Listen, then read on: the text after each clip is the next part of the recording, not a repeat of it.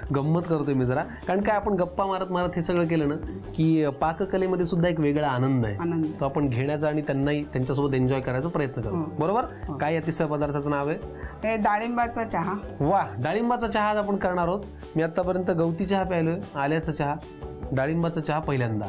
सांगा साहित्य काय लागणार आहे? डाळिंबाचे दाणे, चहाची पात, साखर, चहा पावडर, लिंबाचा रस. काय करायचं? पहिल्यांदा पाणी 1 कप घ्यायचं. बर, बघा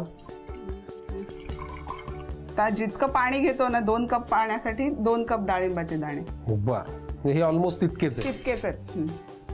बघा हो, सगळे टाक. ओके. आता साखर किती लागणार आहे? 2 चमचे. हा, म्हणजे 2 टेबलस्पून साधारण, म्हणजे तुम्हाला 6-7 छोटे चमचे. बरोबर. पण मला एक सांगा, आता आपण समजा डायबिटीज वाल्या लोकांसाठी हा चहा करायचा असेल तर डाळिंब आधीच गोड, परत मग आपण साखर नाही घालायची नाही, फक्त पण मग फक्त डाळिंब घातले तरी गोड होतच असेल ना तो? हा, त्याने थोडासा गुळ घातला तरी चालेल, कारण ह्याच्यात दुधाचा वापर नाहीच आहे. बर, ठीक आहे. पुढे काय लागणार आहे?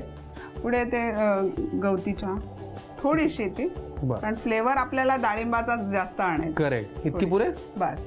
चहाची पात आपण घातली.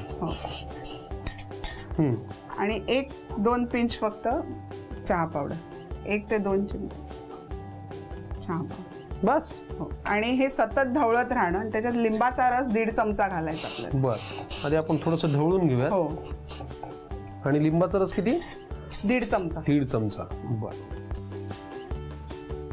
इतका पुरे? जवळजवळ आपल्याला 4 मिनिटं उकळवायचं ते. बर. आणि हे सगळं झाल्यानंतर मग पुढे ते आपण गाळून घ्यायचं आहे.